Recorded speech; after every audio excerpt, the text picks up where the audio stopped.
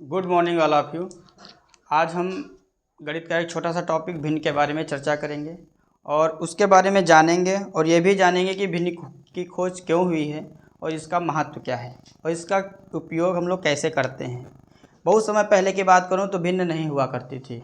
जब भिन्न नहीं हुआ करते थे उस समय भी कुछ बंटवारे हुआ करते थे। जैसे बहुत समय पहले की बात करूं तो जैसे मान लिया बंटवारा करना होता था तो पूरा का पूरा बंटवारा होता था, उसका एक तिहाई चौथाई आधा कुछ नहीं कर पा रहे थे हम लोग, क्योंकि उस समय भिन्न का इस्तेमाल हम लोग नहीं करते थे।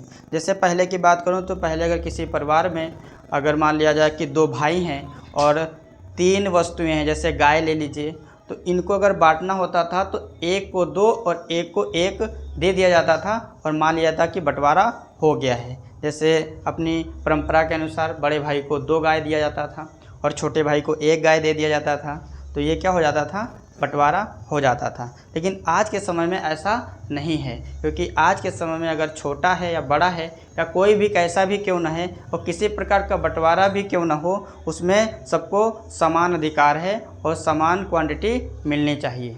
इस तरह के बंटवारे में लोगों को लगा कैसे किया जाए, तब जाके भिन्न की खोज हुई और भिन्न के माध्यम से हम लोग इस प्रकार के बंटवारे कर पा रहे हैं।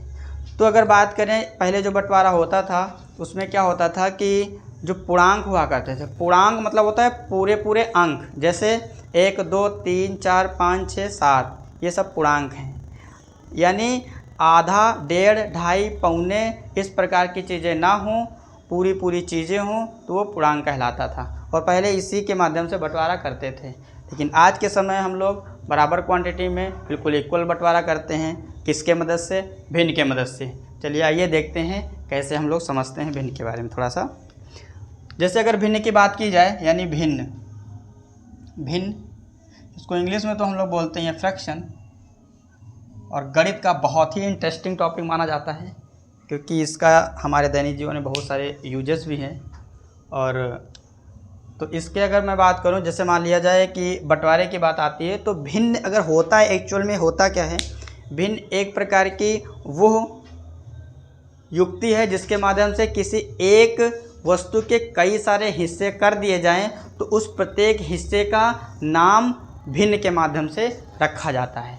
जैसे यहाँ पे अगर हम बात करें, जैसे मान लिया कोई एक वृत्ताकार वस्तु है हमारे पास, इस वस्तु में अगर मैं 4 हिस्से कर दूं, मान लिया जाए कि इस प्रकार यहाँ पे 4 हिस्से कर दिए जाएं और चारों इक्वल हों, यानी चारों हिस्से बराबर हों, उस कंडीशन में जो प्रत्येक हिस्सा होगा उसका मान क्या होगा, उसका नाम क्या होगा, वो भिन्न के माध्यम से पता चलता है। जैसे 1 का चौथाई हिस्सा है तो इसका नाम हो जाएगा 1/4, यानी 1/4 हिस्सा।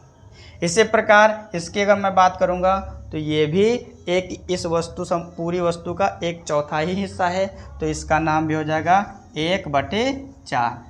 तो देखिए यहाँ पे भिन्न के माध्यम से मैं एक वस्तु के कितने भी टुकड़े क्यों ना किए जा सकें और उनके अलग अलग नाम हम लोग रख पा रहे हैं, है ना।